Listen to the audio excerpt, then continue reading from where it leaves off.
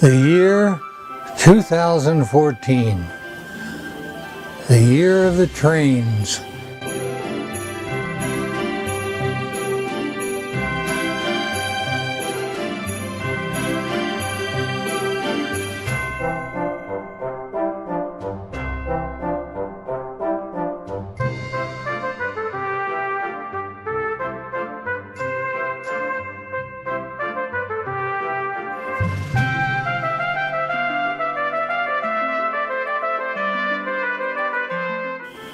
It all started with the train.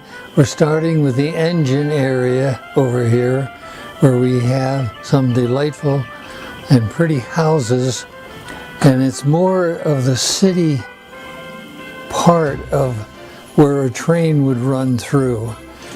And as we proceed down,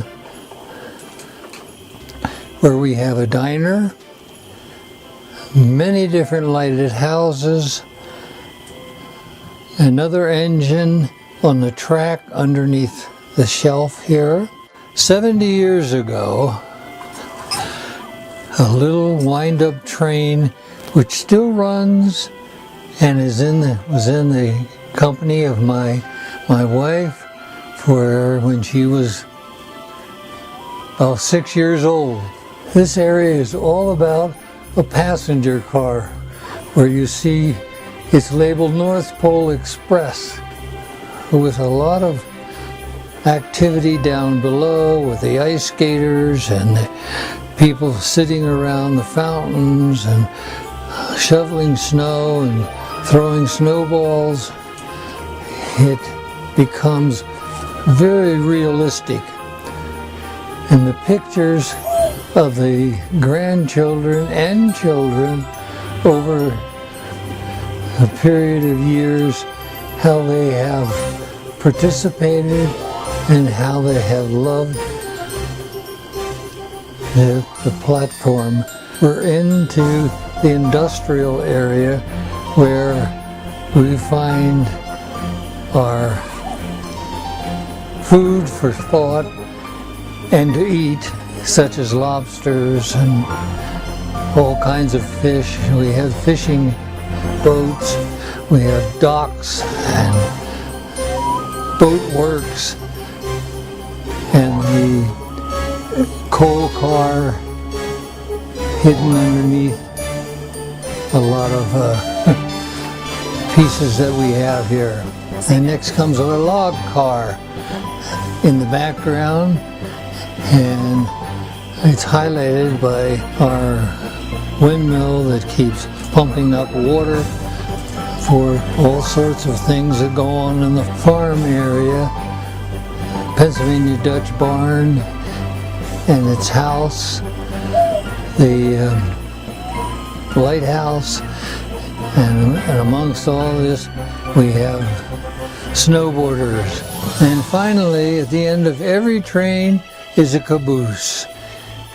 A real caboose over there on the track I see, another engine, and wherever they could, they inserted something that has to do with trains. All these houses here are predominantly North Pole oriented. Continue on to view the Disney portion of our platform at Christmas time. So many pretty places here that if you've ever visited Disneyland, you would see them when you were riding on something like this called a monorail. And one of the new pieces added to Disney this year was a beautiful tree that lights up. Santa rides around the top, and 4 trains encircle the tree, which is rather unique.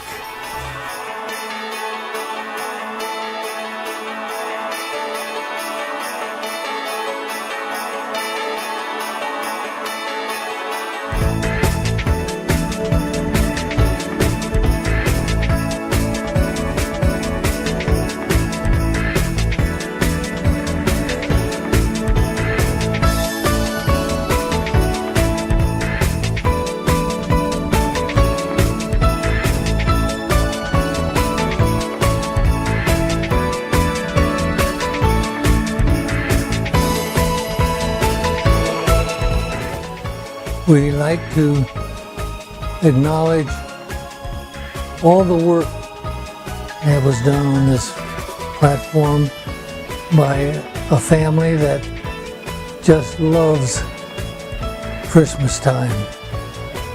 The architect would be my daughter Holly, her assistant and a lighting expert,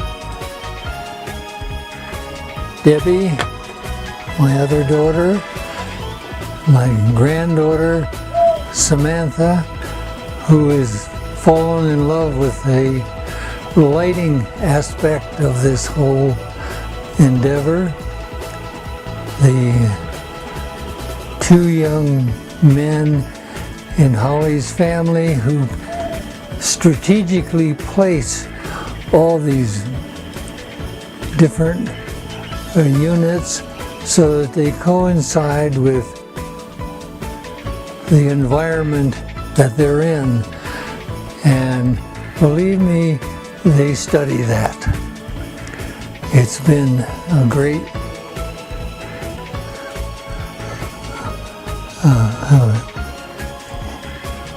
adventure for all of us.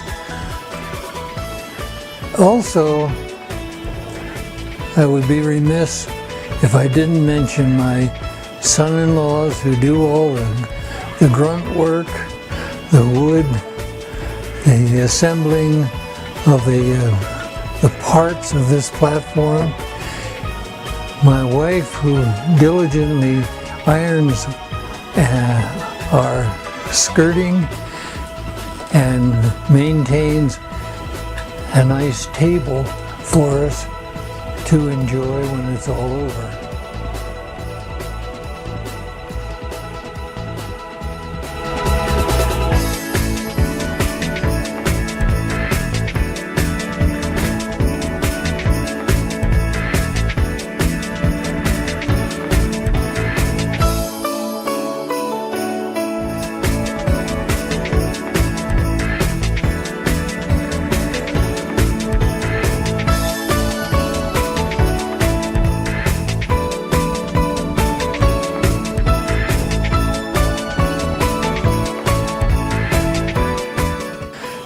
We want to thank you for watching this, listening to me, and hoping that you will have a very Merry, Merry Christmas.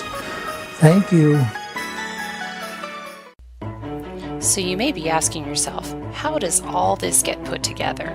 When we put up our village, we start around October, and as a family project, you can see all of us taking the sunroom apart. We take all the furniture out and we put up wooden platform where the village is going to go. Since it is way up on a platform, that caused my nephew many years ago to refer to it as the Plats, and so you hear me refer to it like that often. The village is broken up into 3 parts. What you saw was us putting up the City and Harbor, which is going to be redone this year. If we always do 1/3 of it. Then there's Disney, and then the center part, which is North Pole. We only are setting up the City and Harbor so I could carve it brand new this year. What you're seeing in front of you is us bringing in styrofoam and shelving that we made in the past to see if I can use it again. Then what my sister and I do is bring in all the houses, and so I use everyone I can to unpack any houses that I'm going to use on City and Harbor, and there's about 50 to 60, and I'm just sorting them into a couple categories of how I wanted the whole entire piece to lay out. All the houses into some sort of thematic category. I then place them on top of the wooden platform just to see where they fit, sometimes up on upper shelves and lower shelves. You can see Pop in the corner is peeling off all the silver on styrofoam. Then I have to take them all back off and start carving that basic bottom. So I'm trying to get the base where all the houses are going to be, and it requires a lot of specific measurements and things for me to make it right. I also put orange paper on anything I'm going to carve in styrofoam because it really helps me see how much space it takes up, and then I can measure it directly on the styrofoam. And then I take the styrofoam after I trace it on there and I burn it with a hot styrofoam carving knife. With the styrofoam in any shape, I always bring it back in and test it to make sure it works. But if you can see, I've designed everything on the orange paper first. It's so much easier to do that and use the paper and then trace it onto the styrofoam, because you make a mistake in the styrofoam, you can't uncarve it. So I have to trace it first, and then I go out and I use the styrofoam carver to get exactly the shape I want, and I can bring it back in. You can see the silver didn't totally come off the styrofoam this year, which was incredibly frustrating. It had to be something I had to cover up. I'm in the background making all of the train pieces for the train backgrounds that I used as the theme this year. And so I had all of them carved and put out. And then once again, I'm placing the houses on one at a time to see if I think that they fit. The orange paper that you see me using is a track for a train to see if everything will fit around the track with the train. On the city portion where the engine is, I'm also trying to keep in mind of how each of the houses plug in, and that's what I'm carving in the background. I'm elevating each of the houses and then deciding where their cords might fit.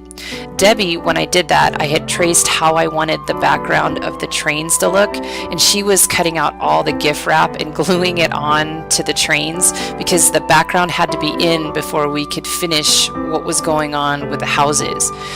My niece and my son are in there actually plugging in and lighting all of the pieces. They're a little more spry than I am and can get underneath the table, and they're fantastic about making sure each piece is lit and knowing where to put all of the plugs, and then because they all have to be wired individually. So when they're wiring them, we're also trying to decide, will wires fit and can we hide the wires by the background, which is a little challenging. But I just keep moving down the City and Harbor area while Sam and Carson try to put all the lighting in properly. Lighting comes the accessories that match. You can see the backgrounds are finished there and all of them are wired, and that's where we put up the red portion in front of the wiring. But then I unpack all the accessories and they have to be placed around so that they fit. Here you see now we're building the other 2/3 of the village. That was Disney going up in the side, and now the sons-in-law are putting up the center portion, which is the North Pole, and it's almost built like the layers of a cake. So they start with the first layer, and you have to put the styrofoam, then all the supports in, the next layer, and then styrofoam, and then the supports. It's actually a 3-layer tier cake where one person can stand in the center, but as it gets more and more complicated with lighting, it's harder for someone to stand actually in the center as it gets built. Pole is being put together. You can see in the background that large pieces of styrofoam are being built up onto Disney, and we just follow a schematic. Every piece of styrofoam is labeled underneath, and I'm just adding it as I go. Samantha then does all the wiring in the center of the North Pole. She's one of the only people that can fit underneath there. After all the wiring is done on the North Pole, the boys get every single tiny accessory and they place them exactly where they feel they should go.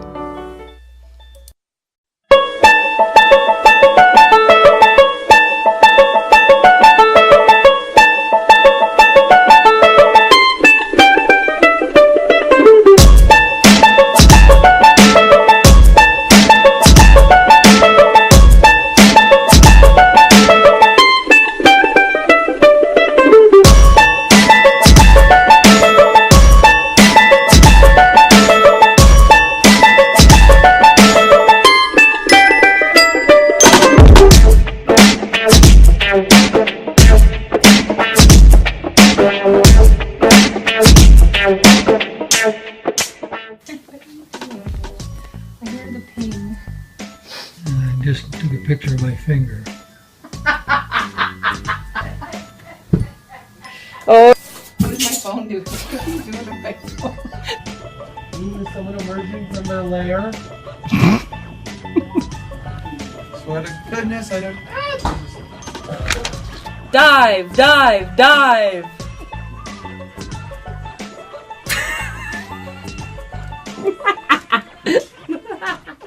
And she's down here.